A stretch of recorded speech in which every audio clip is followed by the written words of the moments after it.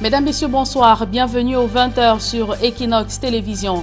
À la une de cette édition, fuite aux épreuves des examens de fin d'année. Lot du baccalauréat emporte un élève et des enseignants dans les filets de la justice.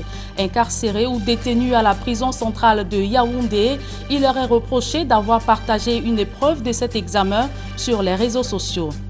Un député du FSNC très remonté contre le rafistolage des routes à Maroua, l'honorable Salmana Amadou Ali est allé en personne manifester contre les travaux engagés par le maire de la ville pour accueillir des membres du gouvernement en séjour dans la ville pour évaluer les dommages des inondations sur le pont Pallard. Voilà pour le sommaire.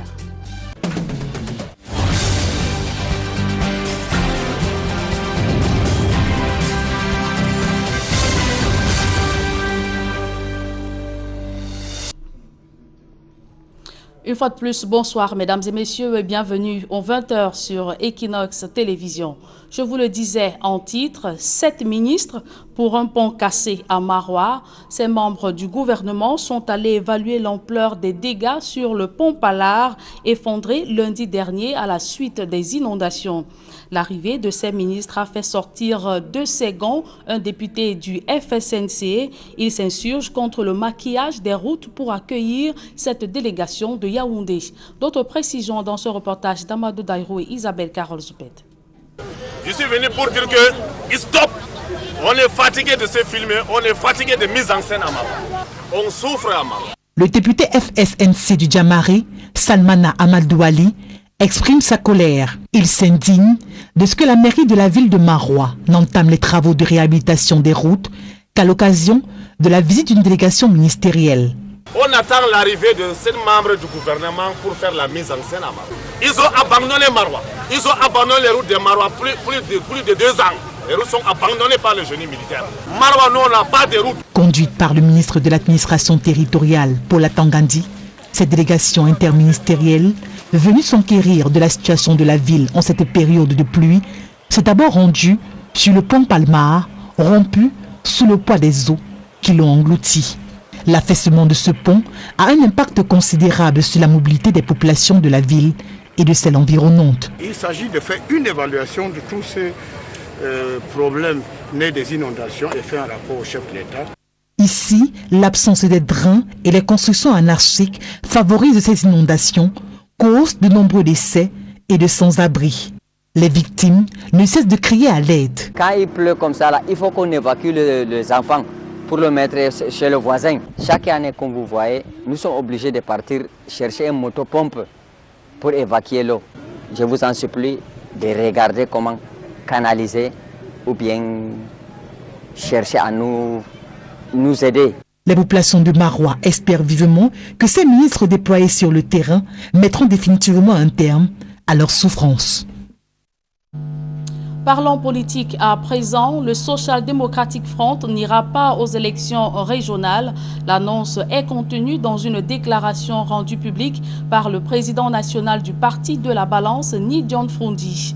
Ce dernier exige comme préalable la révision du code électoral et la promulgation d'un cessez-le-feu dans les régions du Nord-Ouest et Sud-Ouest. On voit tout cela dans ce reportage de Sylvestre Zangaou.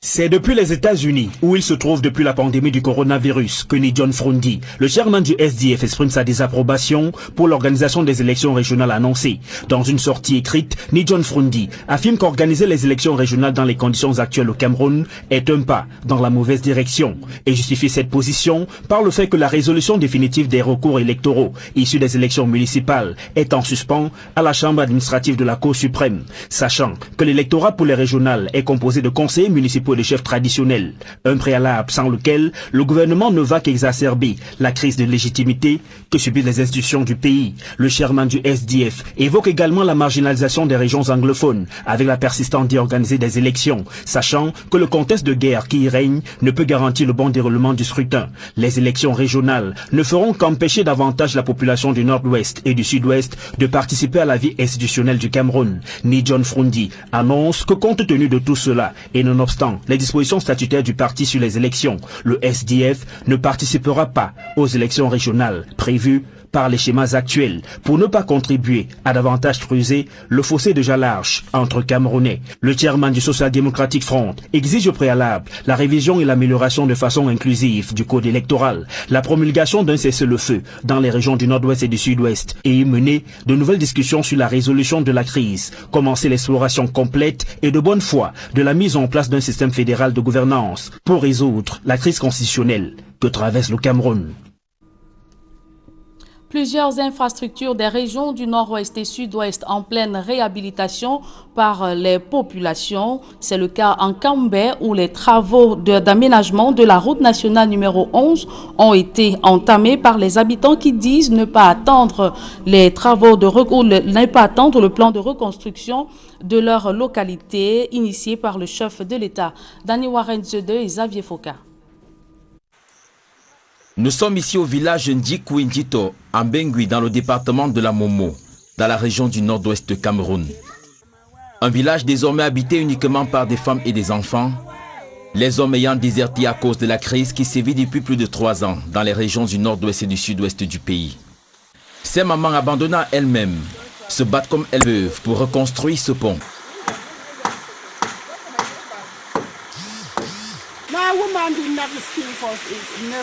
Ce sont les femmes qui reconstruisent le pont. Tous les hommes ont fui à cause de la guerre. Nous, pauvres femmes, sommes restées avec les enfants. En repensant à toutes les souffrances qu'elles vivent au quotidien, ces femmes interpellent les pouvoirs publics. Quand il pleut, il est impossible pour nous de traverser. L'eau peut t'emporter.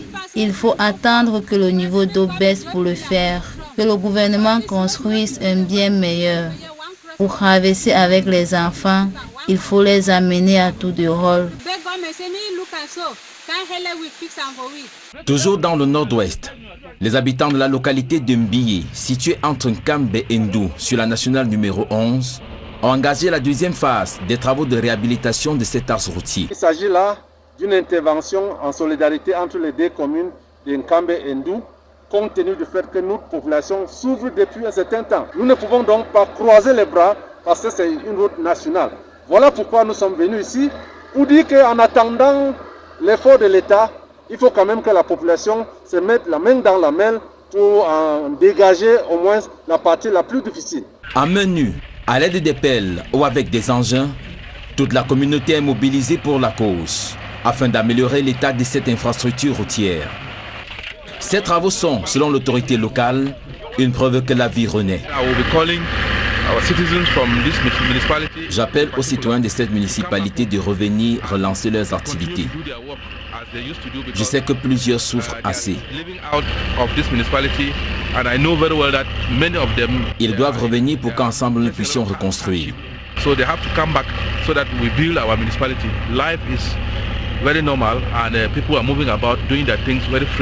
La vie est redevenue normale. Les gens doivent revenir et qu'ensemble nous puissions reconstruire la municipalité de Ndou. C'est ainsi que les habitants de certaines localités du nord-ouest et du sud-ouest du pays se battent, en attendant l'effectivité du plan de reconstruction des régions du nord-ouest et du sud-ouest du Cameroun, tel que prévu par le gouvernement. Les fils et filles du village Bonassama à Douala sont en colère. Ils ont effectué une marche ce matin pour exprimer leur mécontentement contre une décision du préfet du Vouri nommant Camille Tanko Amadou, chef de 3e degré du quartier Besséké au village Bonassama. Dans un mémorandum remis au sous-préfet de Douala 4e, ils disent en avoir marre de voir un ressortissant d'ailleurs désigné chef traditionnel sur leur territoire. À présent, je vous propose d'écouter Henri Epo. Il est le porte-parole des fils et filles du village Bonassama. Pour solliciter la rétractation de cet arrêté, parce que cet arrêté cause un grave problème, peut causer un grave problème, perturber l'ordre public et la cohésion sociale au sein de notre communauté. Surtout le vivre ensemble, qui est tant prôné par le président de la République, son Excellence Paul Biya. Cet arrêté pose un problème parce que non seulement il viole certaines dispositions pertinentes, certaines dispositions légales pertinentes, mais également est en porte-à-faux avec nos us et coutumes. C'est pour cela qu'aujourd'hui nous sommes sortis spontanément pour manifester notre mécontentement, saisir les autorités et plus particulièrement le sous-préfet de Douala 4e pour lui présenter ce mémorandum que nous avons adressé au préfet du Vouri pour qu'il puisse procéder à la retractation du dit arrêté. Voilà un peu l'objectif de notre manifestation de ce matin. Il ne s'agit pas d'un problème de tribalisme, puisque celui dont nous sommes en train de contester, son père a longtemps été maire de Douala 4e. Et je vous le disais en titre, examen de fin d'année, un élève et des enseignants en détention à la prison de Kondengui pour avoir partagé une épreuve du baccalauréat sur les réseaux sociaux.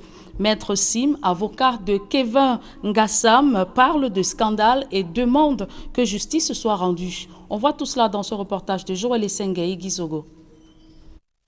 Dans l'affaire de la fuite des épreuves au baccalauréat 2020, Maître Emmanuel Sim, l'avocat du jeune Kevin Ngassam, 18 ans, incarcéré à Kondengui, a pu rencontrer ce dernier. Je suis absolument atterré. Je n'arrive pas à digérer le fait que cet enfant ait été jeté en prison.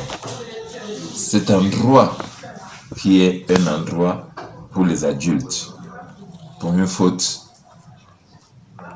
qu'on peut reprocher sérieusement aux adultes, à ceux qui dans la chaîne de confection des épreuves des examens ont laissé filer les épreuves. Pour l'avocat, ce jeune apparaît pour l'heure comme le bouc émissaire dans cette affaire où les vrais coupables ne sont pas inquiétés. Au nom de quoi? Au nom de quoi? Dites-moi.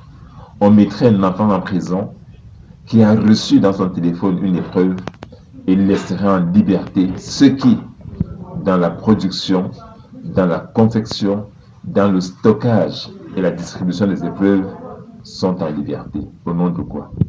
Je suis révolté.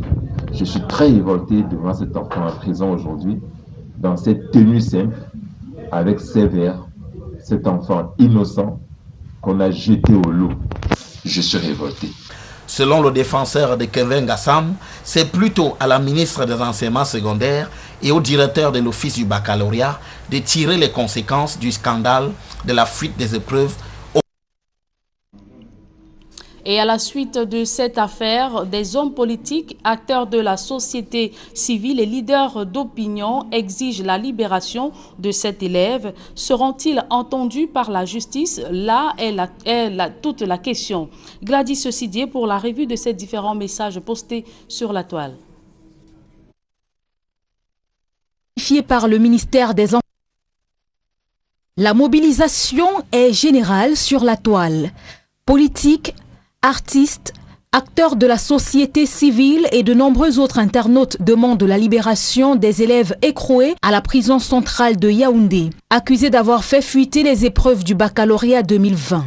Les uns et les autres s'indignent de ce que les réels coupables, 7 au total, pourtant clairement identifiés par le ministère des Enseignements secondaires à l'issue d'une enquête menée pendant près de 3 semaines, ne soient pas inquiétés jusqu'ici. Ainsi peut-on par exemple lire des réactions comme celle de l'honorable Nouran Fotsing du PCRN. La responsabilité de la fuite des épreuves ne saurait être imputée aux élèves. Libérez ces élèves sans délai et assumez vos erreurs. Parmi les élèves incarcérés à la prison de Kondengui dans cette affaire, il y a Gassam Noché Gervais Kevin, élève en classe de terminale au lycée de Banganté dans la région de l'Ouest. Ces photos font le tour des réseaux sociaux avec des messages appelant à sa libération. Et toujours dans le chapitre des réactions, il y a également celle de l'artiste Caresse Fosso qui écrit sur sa page Facebook « Libérez les enfants des gens. Ils n'ont pas cassé l'office du baccalauréat. Condamnez ceux qui sont en charge des épreuves. » Le docteur Okala Ebode, qui marque lui aussi son indignation, s'offusque de ce que ses élèves se retrouvent en prison. Pourtant, un sous-préfet qui a tiré sur sa copine à Kribi est toujours libre. Ou encore, une gendarme qui a tué à bout portant un jeune dans la ville de Bafoussam n'a pas été inquiétée. Le docteur Okala Ebode dénonce le silence complice de la justice. Pour lui, c'est discriminatoire cette manière d'appliquer la justice. David Eboutou, leader d'opinion, appelle à la mobilisation de la société civile pour faire libérer ces enfants emprisonnés injustement. Les coupables sont à l'office du bac, précise-t-il dans son post. L'universitaire Claude Abbé, lui aussi, rejoint la vague d'indignation. Sur sa page Facebook, il écrit « Libérez cet enfant et assumez votre responsabilité. Non à la sous-traitance des responsabilités ». Alors que la toile continue de s'enflammer suite à cette affaire, la réaction des autorités est toujours attendue. Évoquons à présent ces casses qui provoquent des gorges chaudes dans la ville de Douala. Plus de 200 familles devraient voir leurs habitations détruites près d'un gigantesque ravin au quartier Logbessou. Ces déguerpissements débutés ce vendredi sous le feu des contestations des populations. Claude Ekwa et Donald Brice Kamgan. Des engins de la mairie de ville de Douala léchant tout sur leur passage.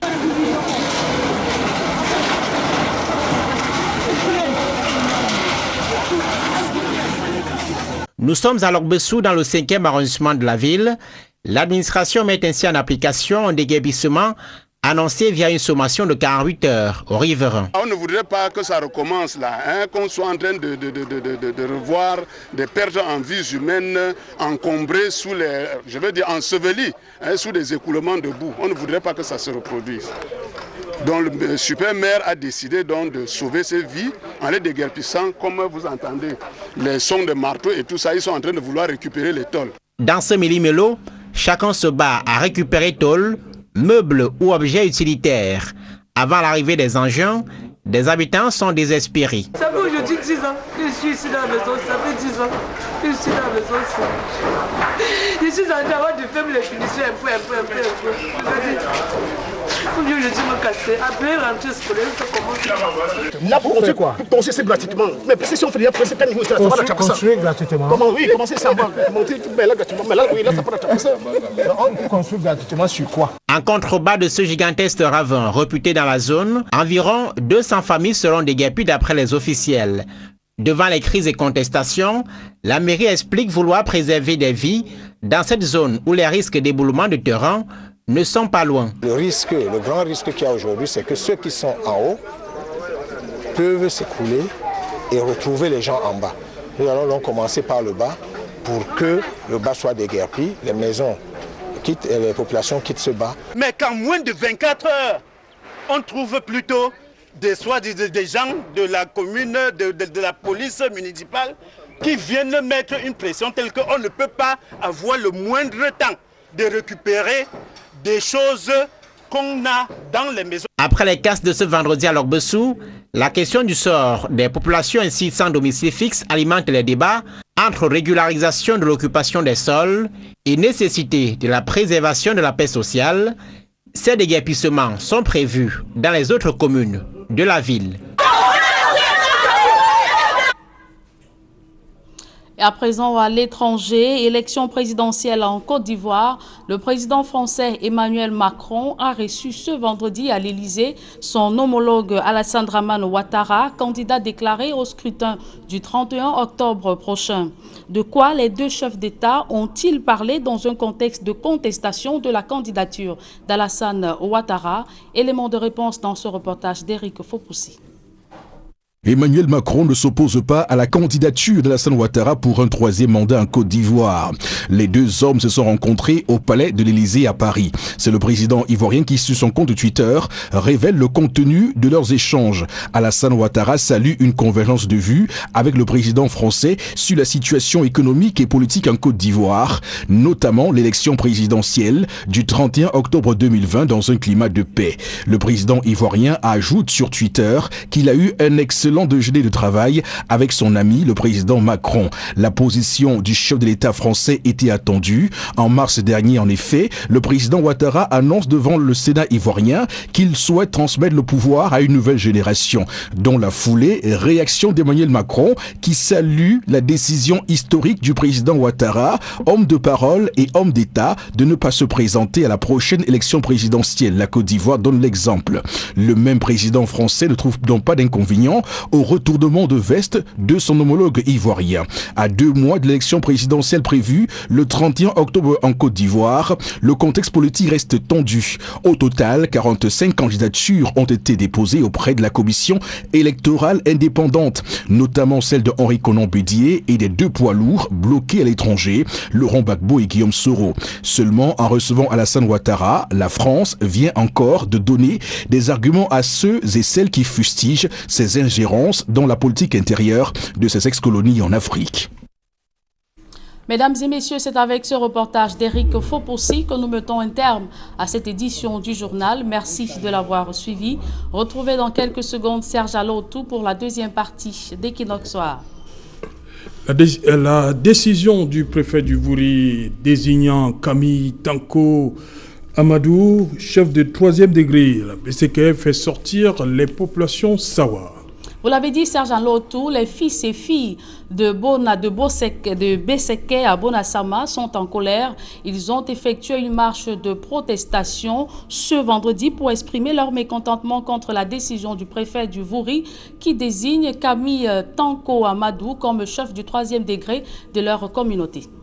Rafistolage de la voirie de Marois, un député FSNC dans tous ses états.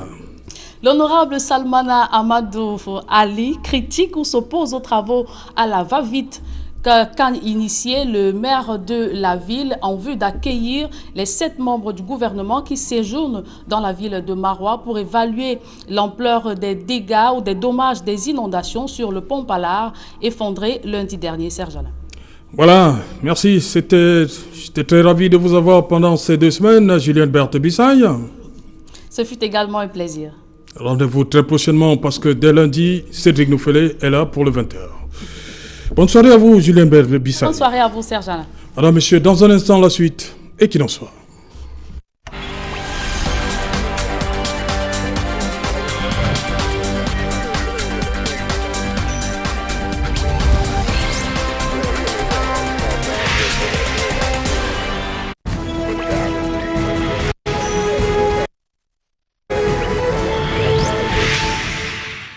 Retour sur le plateau Equinox Soir, deuxième partie consacrée au débrief du journal. Madame, Monsieur, toujours en compagnie de Willy Mengue du MRC.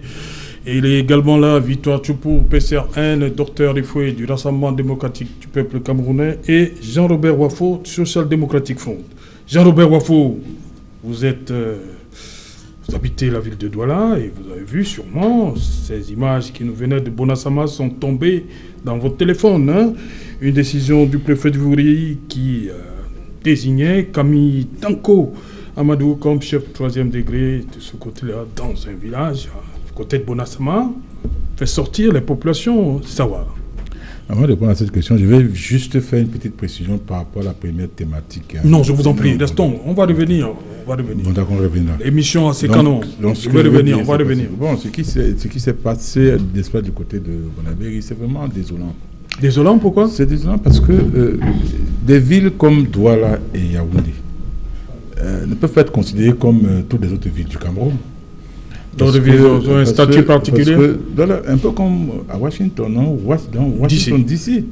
C'est des statuts particuliers parce que c'est l'État du Cameroun qui a décidé de faire de Yaoundé, par exemple, un centre, dans la capitale politique, dans le centre de production des services. Et de Douala, le centre de production des richesses.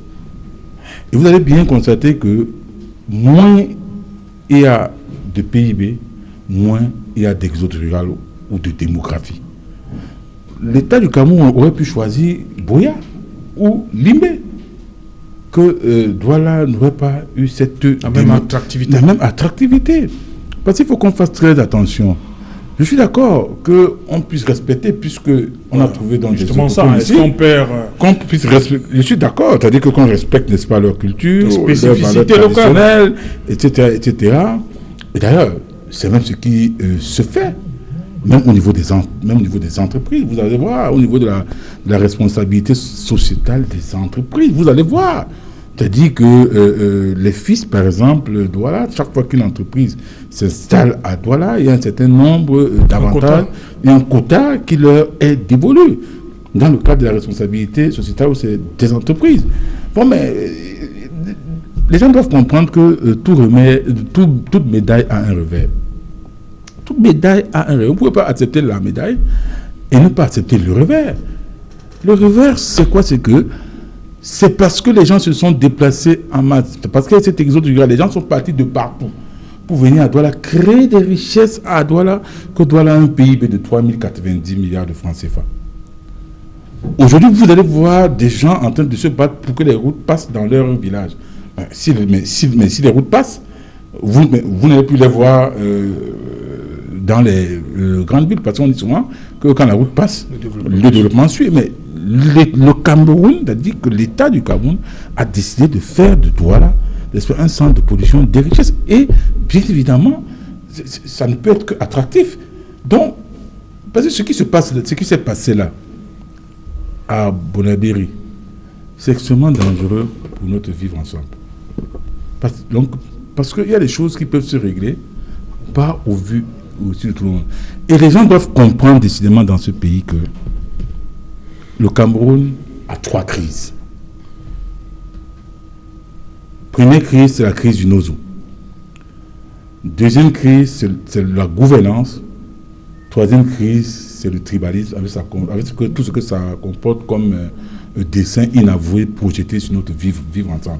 Et c'est là où la commission Moussongué devrait intervenir. C'est là où cette commission devrait intervenir. J'ai comme l'impression que cette commission ne fonctionne pas normalement. Parce qu'elle aurait dû se prononcer, par exemple, j'ai vu dans les réseaux sociaux. Mais j'espère que vous aussi, plusieurs personnes ont vu le mémorandum. Un certain mémorandum des savoirs.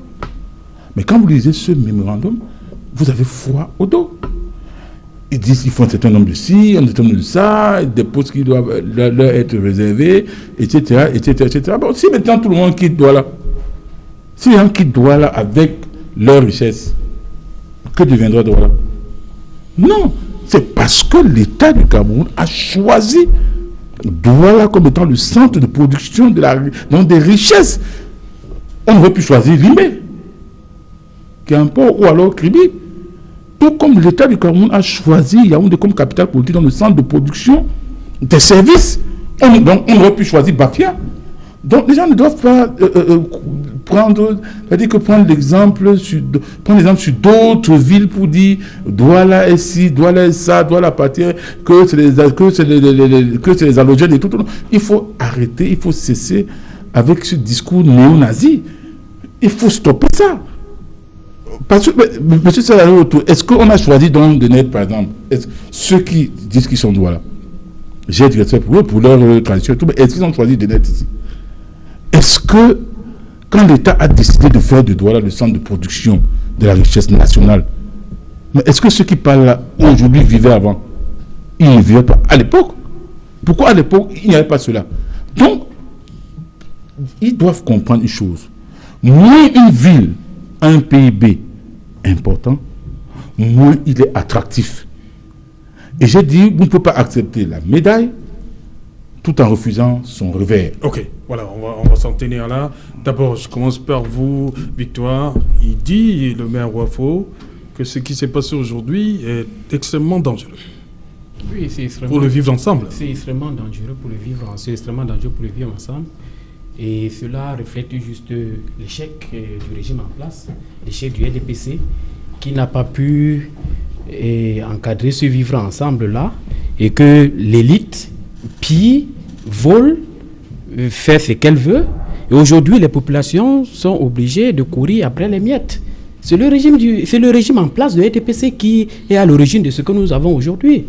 Et c'est pour ça que nous, au PCRN, avec l'honorable président Kabalibi, nous parlons du fédéralisme communautaire, qui à ce que les communautés puissent se fédérer, les ethnies puissent se fédérer, et que l'autonomie que nous allons accorder aux différentes régions, aux régions identitaires, c'est comme ça que nous appelons, vont les permettre de choisir non seulement d'autogérer ce qui concerne les litiges fonciers ou les problèmes et tout, mais aussi empêcher à ce que cette élite qui pille depuis plus de 60 ans aujourd'hui, on peut dire 60 ans, puisque c'est toute une continuité.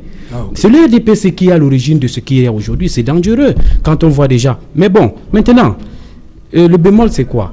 Si les populations du Douala, s'il faut dire comme ça, préfèrent ne pas utiliser les termes que nous avons l'habitude d'utiliser, autochtones, allogènes, qui n'ont pas, pour moi, peut-être pas vraiment de sens. Ces thèmes sont là aujourd'hui, c'est depuis quelques années déjà. Avant, on ne parle pas de ça. Si on a permis à ce que les gens puissent... 196. Oui, mais j'ai dit ceci, n'est-ce pas? Je ne refuse pas, mais j'ai dit ceci, n'est-ce pas? C'est deux thèmes. C'est deux thèmes dans le... Je suis d'accord avec vous. Deux thèmes extrêmement nocifs pour notre vivre ensemble. Effectivement. C'est comme si les gens ont même projeté un dessin inavoué. Voilà. Et ça date de quelques années, ça date de quelques années seulement déjà. Donc ça veut dire que le régime en place a échoué, l'élite s'est accaparée de tous les biens, de toutes les ressources, de tout, et les populations sont obligées de courir après les petits postes, et les petits postes traditionnels et tout. Et aussi, il faut que nous il faut que les populations comprennent, les populations du Douala, communément appelées autochtones, puisque même le mot autochtone, quand on entre dans le fond, c'est très compliqué. On ne sait pas qui est autochtone, qui est allogène. S'il faut le dire, et les populations du Douala ont permis à ce que les gens puissent s'installer, un peu comme le même Ouafo disait tout à l'heure. Les eaux du rural a permis à ce que les populations venant d'ailleurs puissent être peut-être très nombreux à Douala, très nombreuses à Douala. Et du coup, ça fait qu'ils sont obligés de participer à la gestion de la cité, à la gestion de leur zone. Mais parlant de Bonassama, vous savez que c'est depuis la fin 1800, il y a des populations à Oussa qui s'y habitent déjà. Ça veut dire qu'ils sont déjà bien intégrés dans la culture, les us et coutumes des populations là. C'est pour ça que je dis, c'est extrêmement dangereux. Ce qui se passe là, la commission Moussonguet est interpellée. C'est donc pour ça que nous insistons beaucoup sur, si vous permettez que je chute, c'est pour ça que nous insistons beaucoup sur le fédéralisme communautaire, puisqu'il n'y a que cette forme de l'État-là qui va pouvoir faire fédérer les communautés et vu ce que nous allons mettre dedans, puisque la forme de l'État, l'essentiel n'est pas seulement de dire que on va appliquer le fédéralisme. Qu'est-ce que nous mettons là-dedans? Ce que nous mettons dedans, c'est l'autonomie que nous allons accorder à ces différentes régions communautaires ou identitaires que nous allons définir. Ok, voilà. Docteur Ifoué, pour ceux qui nous regardent en ce moment, que se passe-t-il réellement du côté de Bonassama? Bon, réellement, je ne sais pas si je peux vous expliquer. J'ai vu comme vous... non, ce n'est pas parti d'aujourd'hui, hein, docteur. Oui, j'ai vu comme vous. Je commence par... je commence par le fait immédiat. J'ai vu comme vous les images de cette marche qui fait suite, de cette manifestation, qui fait suite à la désignation de Tanko Kami, je crois. Oui, Kami Tanko Amadou. Voilà, comme chef de 3e degré. C'est effectivement une situation qui nous interpelle tous, parce que ça pose le problème, ça repose le problème, pas du vivre ensemble, mais du bien vivre ensemble, qui suppose effectivement... Bien vivre ensemble. Oui, bien vivre ensemble. Un nouveau concept. Oui, parce que en principe, on vit déjà ensemble. Oui, mais maintenant il faut bien vivre ensemble. Oui. C'est-à-dire vivre ensemble dans une situation où on se tolère et on s'accepte. Ce qui suppose justement dans une ville comme Douala que les culturelles des locaux soient prises en compte sans que ça ne déteigne sur l'attractivité de la ville, l'attractivité que ce soit interne ou externe, parce que Douala n'a pas seulement vocation à rayonner sur le triangle national, Douala a vocation à rayonner sur l'Afrique centrale. Donc il y a un effet d'attrait qui fait que les populations locales se sentiront toujours minoritaires. Donc il s'agit de savoir comment gérer ce phénomène structurel qui fait que les populations locales seront minoritaires et continueront à être davantage moins nombreuses à l'avenir, parce que cette situation ne va absolument pas s'inverser. C'est une problématique complexe. Je dis c'est une problématique... Vous utilisez le terme complexe. Oui, je préfère dire... Robert Wafo dit que c'est très dangereux. Moi, je préfère dire que c'est une problématique complexe, parce que si le problème est bien posé, les solutions que les uns et les autres proposent ne sont pas souvent à la hauteur. Je vais commencer par le fédéralisme communautaire qu'on nous propose au PCRN. Il y a un État en Afrique qui expérimente le fédéralisme communautaire. Cet État s'appelle l'Éthiopie. Et en Éthiopie, aujourd'hui, vous avez 1 million de déplacés. Vous avez des pogroms à n'en plus finir. Personne n'en parle. On en parle très peu. D'ailleurs, le Premier ministre a reçu un prix Nobel. Mais sa propre région est une région autonomiste et séparatiste. Nonobstant le fédéralisme communautaire, parce que justement, ce qui s'est passé en Éthiopie, c'est dans un certain nombre d'États, vous avez des populations minoritaires. Et les populations majoritaires ont tendance à s'en prendre aux populations minoritaires. Or, c'est la situation qui arriverait ici si on mettait en place le fédéralisme communautaire. C'est pour ça que le SDF est pour le fédéralisme tout court. Bon. Sur la base, peut-être, retour à 61, c'est possible. Ou sur les contours des 10 régions actuelles, le peuple décidera, mais il faut le fédéralisme. Parce que le jacobinisme a échoué. La décentralisation est monnaie, il faut redistribuer les richesses à la base. Je crois que j'ai encore la parole. Merci Serge Alain. Il faut que les élus locaux soient les acteurs les plus importants, parce que dans la décentralisation, c'est le fonctionnaire qui est l'acteur principal et c'est lui qui décide de tout. Nous parlons là de vivre ensemble. Je n'ai pas le sentiment que quand vous faisiez la promotion du fédéralisme en première partie d'émission, c'était pour nous dire que le fédéralisme était une solution pour régler le problème du tribalisme. Hein. Vous l'avez présenté en parlant de la corruption, en excipant les 1920 milliards qui avaient été volés. Je tiens à vous rappeler, vous me laissez terminer, je tiens à vous rappeler que le Nigeria qui est à côté est un pays fédéral. On y vole beaucoup plus qu'au Cameroun. La corruption y est systémique. Mais c'est ce que vous dites. C'est un exemple. Prenez l'exemple de la Suisse. C'est justement pour vous dire. Prenez l'exemple de la Suisse. Prenez l'exemple de l'Allemagne. C'est ce que vous dites, c'est une affirmation gratuite, puisque vous ne vous basez pas. Prenez l'exemple du Canada. La corruption au Nigeria est beaucoup plus élevée qu'au Cameroun. Non, j'attendais que vous disiez autre chose que de parler de la corruption au Nigeria. J'attendais que vous disiez autre chose, peut-être parlant. Je vous en prie, Victoire. Je répondais. En termes de proportion, la corruption est plus élevée au Cameroun. Jean-Robert Wafo. Ce n'est pas vrai. Et vous le savez. Donc, ce que je dis, c'est pour le vivre ensemble, il y a effectivement un problème qui concerne particulièrement Yaoundé et Douala, qui sont des villes métropoles au sein desquelles nous avons des populations qui, parce qu'elles sont accueillantes et aussi par le fait du colon et par la suite par le fait de l'État, ont accueilli les autres populations. Donc, est-ce qu'il faut... C'est l'élite. C'est l'État qui a décidé. Jean-Robert Wafo, je vous en prie, pas à tous les coups. S'il vous plaît. Attention. En 1800, quand on a établi le premier comptoir colonial à Douala, l'État n'existait pas. Donc je dis bien, c'était d'abord par le fait du colon, ensuite par le fait de l'État du Cameroun. Voilà. L'État surtout. Là, c'est bien. Donc, ce que je dis, c'est, vous avez ces villes. Ce qui se passe, c'est que ces populations, les populations locales, elles ne peuvent pas aller en exode puisque la zone attractive, c'est chez elles. Donc, je comprends qu'elles se plaignent en se disant, certains peuvent venir être sur certains postes en compétition chez nous, avec nous, alors que nous, il ne nous arrivera pas ou il est pratiquement improbable que nous, on aille aussi être en compétition avec elles, chez elles. Donc, je comprends cette réserve-là.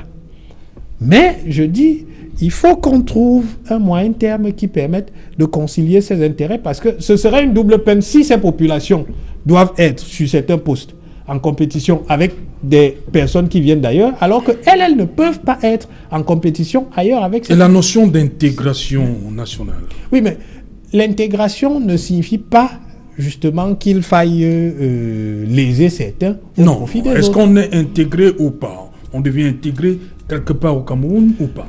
Mais je vais vous prendre un exemple d'intégration dans la ville de Douala. Oui. Le maire Fampouda Gobert, il est décédé, on l'a enterré ici. Oui. C'est un Doualais. Je pense que même sa fille ne vous dira jamais qu'elle est de l'Ouest. Hein. Ce sont des Doualais, c'est-à-dire qu'ils sont de Douala. Je vais vous prendre un autre exemple qui est un exemple plus lointain. Mandessi Bel. Oui. Il a été adopté par son père qui était un roi, mais il venait de l'Ouest. C'est un prince, sa branche familiale est une branche chez les Belles. Sauf que, petite précision, cette branche-là ne peut jamais aspirer au trône. Pourquoi? Parce qu'on considère quand même que même si c'est un enfant du village, même si c'est un enfant du roi, c'est un enfant qui vient d'ailleurs. Donc, ce sont des situations qu'on a déjà connues. Moi, je dis, c'est une situation complexe. Il faut pouvoir la gérer en conciliant des intérêts qui sont en apparence contradictoires. C'est-à-dire préserver les intérêts des locaux sans que ces deux villes, c'est-à-dire Yaoundé et Douala, ne perdent en attractivité. Ok. Willem Menge, sur cette situation intégration, la décision du préfet qui fait sortir les populations. On conteste de notre thématique là, contestation. Un membre du collège électoral qui est fortement contesté de ce côté. C'est-à-dire un bruit d'avant-guerre. Bon, moi, je dirais, je crois qu'on s'embrouille un peu quelque part là, pas nous sur le plateau, mais ce qui se passe sur le terrain, parce qu'en fait, le préambule de la Constitution de la République est clair. C'est-à-dire tout citoyen camerounais, d'où qu'il soit, a la liberté de s'installer en tout lieu, en tout temps, sur l'ensemble du territoire national, en jouissant de tous ses droits, y compris les droits politiques. Non, on ne lui conteste pas. On ne conteste pas justement, à Camille l'installation à BCK. Non, justement. C'est le fait d'avoir fait que l'administration ait fait de lui un chef. Oui. Tout le problème. Oui, le problème, bon, peut-être degré, bon, peut-être qu'il n'a pas hérité, peut-être le modèle de désignation des chefs.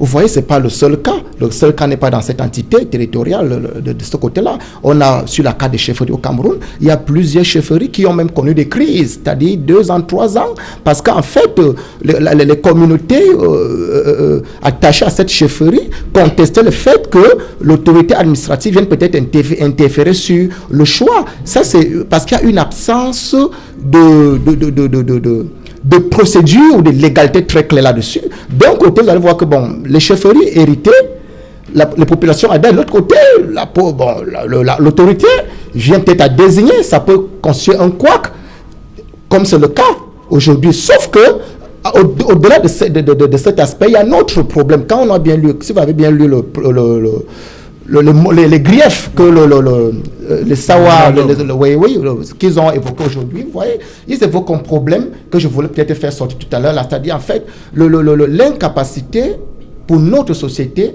d'admettre la présence des étrangers ici ou là avec des responsabilités politiques.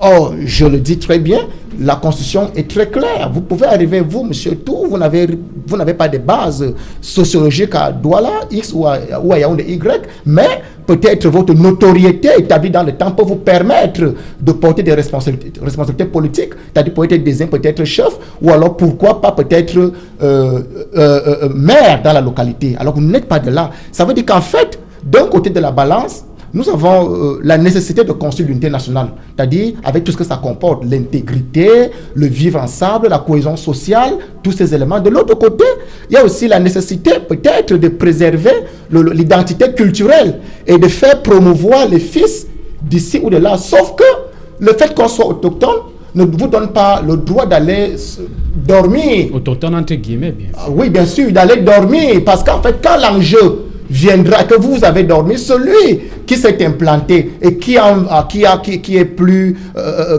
apte par rapport aux préoccupations politiques qui s'imposent, il peut s'approprier cette posture. C'est de cela qu'il est question. Donc, on ne devait pas se retrouver aujourd'hui dans des écueils comme ce qu'on a vécu aujourd'hui. Parce qu'en fait, allogène et autochtone, il y a un problème par rapport à l'unité nationale. Il faut lever ces éléments-là au niveau de notre je reste avec vous, Willy Mengue, 7 membres du gouvernement qui arrivent à Marois, dans le département du Diamaré, et un député FSNC qui lance son coup de gueule parce que le maire de la ville a fait du... il apparaît oppressé. Voilà, il apparaît oppressé pour... embellir, entre guillemets, la ville, du fait de la présence de ces membres du gouvernement. Oui, justement, il y a des clichés qui ressortent à travers ce scénario-là. C'est un scénario? Oui, bien sûr, c'est un scénario. Ça me rappelle celui de il y a 8 ou 9 ans, toujours, c'était les années d'inondation. Lorsque la Bénou était sortie de ses eaux, il y a eu de grandes inondations de ce côté-là. On a vu M. Biya s'y rendre et tout, Matela et autres, il a promis la digue qui n'a jamais été érigée jusqu'à aujourd'hui. Alors, le pont de Polar Marois s'effondre. Il faut déjà interroger, ça c'est très important, c'est-à-dire, il faut déjà interroger la capacité pour le gouvernement actuel dans les projets de développement, de faire de la bonne prestation, les infrastructures, la qualité des infrastructures. On ne peut pas permettre que les Camerounais, regardez, ils sont exigeants aujourd'hui. On ne peut pas permettre que les Camerounais qui aiment bien les belles villas, les belles voitures, mais la qualité des infrastructures publiques reste vétuste. Le pont de Pola qui a sauté dû aux inondations posait déjà un problème. Il posait un problème comme les fissures qu'il y avait à Magnaï sur cet axe, la nation numéro 3, il y a quelques années avec l'effondrement. Comme actuellement, la route Ayos Bonis, qui n'a même pas encore été livré, qui a des nids de poules un peu partout, alors que c'est 5 ou 6 ans qu'on l'a. Il faut comprendre que la gouvernance sur les infrastructures publiques a un problème de prestation. On doit pouvoir ressentir l'impact du patriotisme quand le gouvernement exécute les projets tels que les infrastructures comme cela. Alors il y a ce problème. Il y a un autre cliché qui est très important. On voit 7 membres du gouvernement qui se rendent à Pola, à Maroua, pendant, je pense que c'est 5 jours, au moins, j'ai vu, c'est 4 ou 5 jours, à bord d'un avion affrété par Ethiopian Airlines. Ça, c'est un problème. Mais également, ils sont tellement nombreux. Par rapport à ce... Qu'est-ce qui fait problème? Non, il y a un problème. Il devrait être affrété par Cameroon Airlines, ou Camerco, comme on appelle, où est partie la flotte. Voilà. Où est la flotte. Ils sont embarqués à bord d'Ethiopian Airlines, qui aujourd'hui est la première destination au niveau de l'Afrique en termes de la flotte haute. Malheureusement, la flotte de Camerco, on ne sait pas où elle est partie. C'est un cliché qui marque l'opinion nationale et internationale. L'autre, c'est qu'est-ce que les 7 ministres iront faire? Ils iront faire une évaluation des dégâts. On n'a pas besoin de 7 ministres pendant 4 jours en déplacement pour évaluer ce qui a été fait. Ils sont en villégiature ou ce que vous voulez dire? Ça, c'est juste l'un des problèmes que nous avons dans la gouvernance publique au niveau du Cameroun. L'argent qu'on a dépensé par rapport à leur visite aurait déjà pu permettre de se constituer une enveloppe qui permet, n'est-ce pas, de refaire ce pont. De lancer les travaux. Même. De lancer immédiatement, dans l'urgence, les travaux, avec une convenance de temps, puisque c'est un pont vétuste. Mais ils vont faire le constat, puis ils reviennent. Non? Ils sont jusqu'à 7. Je dis que c'est énorme. 7, c'est énorme. C'est énorme. Juste le ministre des Travaux publics, par exemple, pouvait se rendre sur place avec le gouverneur de la région. Il devait évaluer avec un service technique. En 1 ou 2 jours, il rentrait directement avec les travaux. Le ministre de l'administration territoriale a aussi sa place dans cette délégation. Il ne construit pas les ponts. Non, il y a la population qui est... Sauf il y a eu inondation. Il y a inondation. Le gouverneur est peut-être mieux placé pour apporter un discours de réconfort aux populations. Ce qu'on a peut-être... Ce qu'il manque encore dans cette cliché, c'est que peut-être on n'a pas encore vu les matelas et les morceaux de savon, puisque c'est devenu la rhétorique, c'est-à-dire dès qu'il y a un malaise quelque part, il y a une crise, on apporte des matelas et des savons, comme si les matelas et les savons vont permettre de construire les infrastructures qui sont aujourd'hui un problème pour le Cameroun. Voilà pourquoi il faut penser à un aménagement territorial stratégique pour le cas du Cameroun, à partir du plan national d'urbanisme, qui à la limite n'existe pas. C'est-à-dire on fait des choses dans le définitivement provisoire. C'est un gros problème. Ok, voilà, Victoire, vous, sur cette descente, 7 membres du gouvernement, oui, je pense les dégâts, monsieur les fondements. Il faut relever deux aspects. Le premier aspect, c'est les 7 personnes. Le budget, quel est le budget de leur déplacement? Puisque quand on déplace 7 personnes, il faut aussi relever le déplacement avec Ethiopian Airlines, ce qui est très grave, c'est une honte. Je pense que quand j'ai vu ces images, j'ai dû couler quelques... Mais comment ils devaient faire? Qui se rendent là? Non, pourquoi Camerco est aujourd'hui tué? C'était quand même une compagnie qui nous donnait une certaine notoriété. Une fierté nationale. Une fierté nationale, on peut dire comme ça. Fierté nationale, mais aujourd'hui, un déplacement à l'intérieur du pays, à bord d'Éthiopie, là, c'est grave. Ce sont des choses très graves qui peut-être il y a 40 ans, on ne voyait pas. Je parle 40 ans puisque avant l'arrivée de M. Paul Biya au pouvoir en 82, il n'y avait pas ces choses-là. Donc, c'est tellement grave. Je ne sais pas comment on peut qualifier cela. Maintenant, le budget qui a été mis à leur disposition et le député relève les travaux provisoires pour les accueillir. Ils viennent faire... On les accueille pourquoi? Pourquoi faire ces travaux maintenant, cet argent, est-ce qu'il ne fallait pas faire des choses qui devaient servir à long terme? On fait des trucs, on va faire du bricolage. Et après quoi? On est au Cameroun, on est habitué à faire du bricolage, du provisoire. Je pense que je me rappelle une descente du chef de l'État au pont du Vouri où on avait pratiquement dépensé des centaines de millions. Je ne sais pas pour faire une gendarmerie ou des choses là. Et après, on a tout détruit. Ce dont on l'avait accueilli avec. L'inauguration du second pont. Mais c'est très grave. Non, je pense que c'était même la pose de la première pierre pour le second pont, du deuxième pont.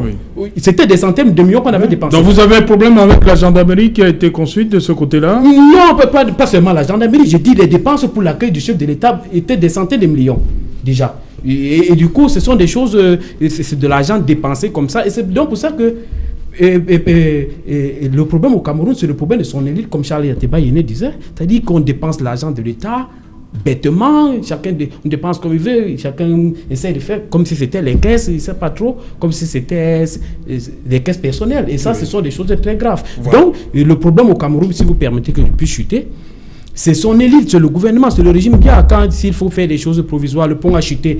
Et quand on construit un pont, c'est un nombre d'années. Absolument. Ça veut dire que quand cette année, quand cette période approche déjà, on se prépare déjà à remplacer le pont. Mais quand on ne remplace pas, on laisse le pont chuter, les inondations. J'espère qu'ils ne vont pas dire que c'est une catastrophe naturelle, puisque les inondations au Cameroun n'ont jamais été des catastrophes naturelles. Les inondations au Cameroun, c'est parce que l'État a permis aux gens de s'installer n'importe comment, pour une urbanisation qui est très grave, désordonnée et tout. Oui, on va écouter le coup, l'assommoir de Jean-Robert Wafo. Vous êtes un peu dit que Jean-Robert Wafo, vous avez dit que c'est membre du gouvernement pour évaluer. Le problème du Cameroun, c'est la gouvernance. Oui. Je vous ai longtemps dit cela. Toujours la gouvernance. Il a parlé, n'est-ce pas, du taux d'amortissement des ouvrages. C'est connu, ça se calcule, on sait la durée. Oui, on sait à quelle période, donc justement, il faut soit renforcer un pont. Et pourquoi non renforcer? On peut faire d'autres ponts. Parce qu'il n'est pas quand même normal qu'un axe comme Marois, Mora, Kousseri soit réglé par un seul pont. C'est quand même incroyable. C'est un pont qui date, je crois, des années 60. Mais entre-temps, qu'est-ce qu'on fait? Mais à quoi sert, par exemple, la direction de la protection civile au niveau du MINAT? Ça sert à quoi? Des experts ont fait comprendre que sur toutes nos nationales, que c'est Dieu qui sauve le Cameroun. mais c'est ce quand le pont de Maniaï s'est écroulé, ils ont fait comprendre que tous les ouvrages là, qui étaient en état de vétusté très avancé. Ça n'a rien dit aux gens. Mais écoutez, on a bien envie de se demander, mais finalement, ils se moquent de qui? Et comme vous dites, ils prennent Ethiopian Airlines. Quelle honte. C'est une honte. Et vous avez vu les images? Vous avez vu le tarmac fissuré partout. Mais les députés du FSNC, c'est vrai qu'ils sont de la majorité gouvernementale. Donc, ils auraient dû se contenter d'avoir entre eux. Mais il a raison. Regardez le tarmac, regardez les images. Ça, c'est un tarmac. Ils sont arrivés. Mais, non, vous avez dit qu'ils sont arrivés. Mais c'est ce qu'ils vont faire. Combien d'avions vont alors se déposer là pendant un certain Mais ce que je veux dire, c'est quoi? C'est que il m'est revenu une chose. Que le président de la République, quand il faisait sa campagne, c'était en 2018. Il a lancé sa campagne.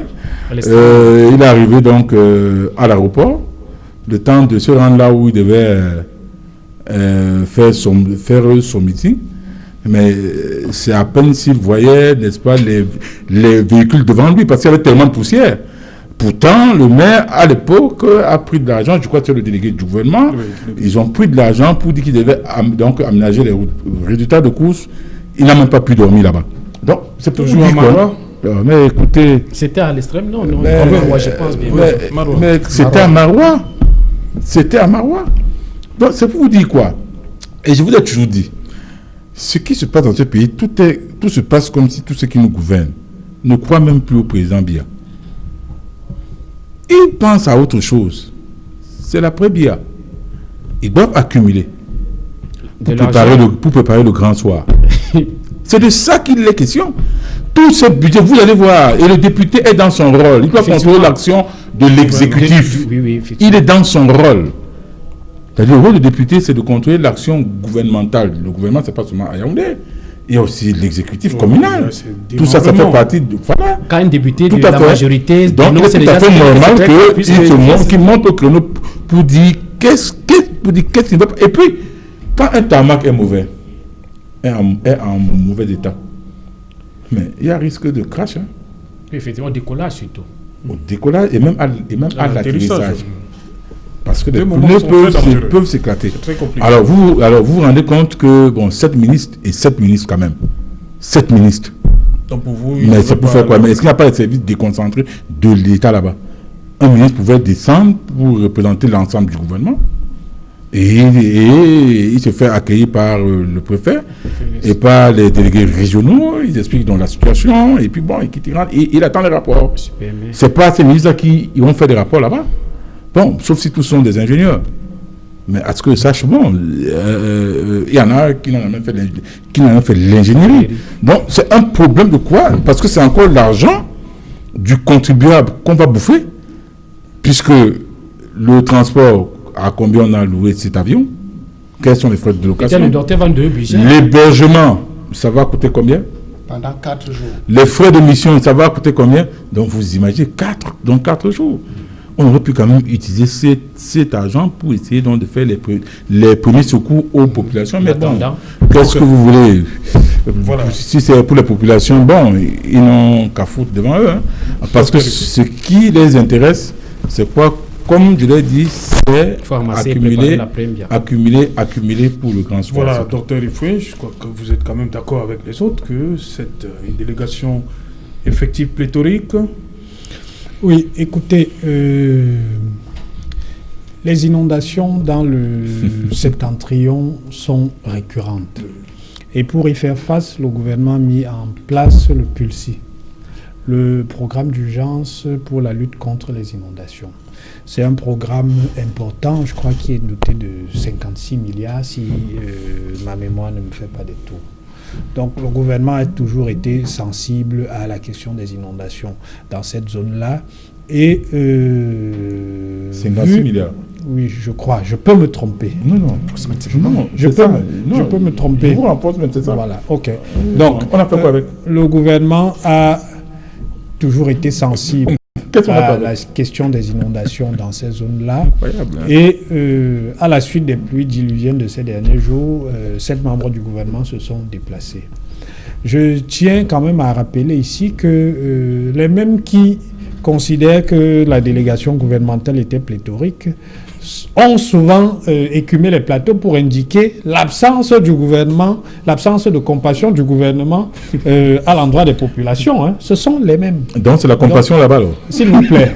C'est la compassion. S'il vous plaît. Il faut déjà manifester la présence. Il faut se déplacer pour... à votre avis, on manifeste la compassion à distance? Ah, ça veut dire que... Ça veut donc dire que comme le président de la République... Non, ça veut donc dire que comme le président de la République ne se déplace jamais, il ne manifeste donc jamais de compassion.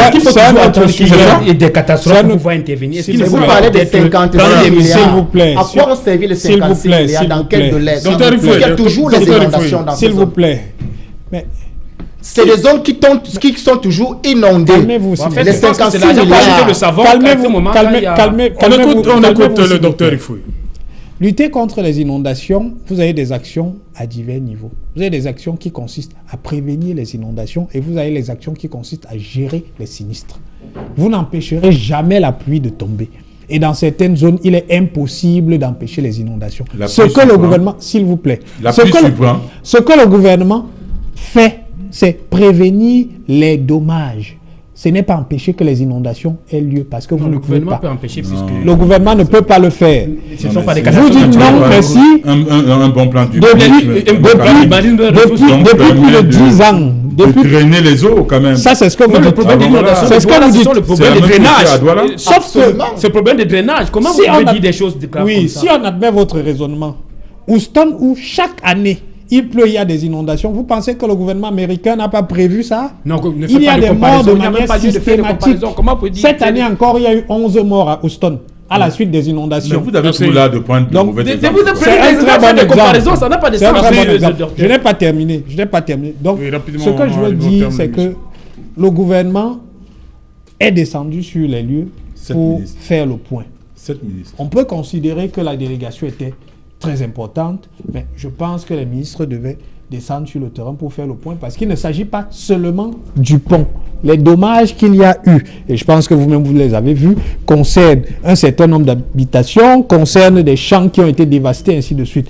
Donc, je suppose que les ministres, et le Premier ministre a validé cette mission, se sont dit, chacun va aller faire une évaluation dans son domaine de compétences. Cela ne signifie pas que les services déconcentrés qui sont là ne font pas leur travail. Mais c'est aussi pour montrer aux populations du nord-ouest et du sud, de l'extrême nord, qu'elles ne sont pas abandonnées et que le gouvernement est très sensible à ce qu'il s'y passe. Je vais terminer simplement en disant que le pont qui s'est effondré, le pont de Pala, c'est un pont qui permet la circulation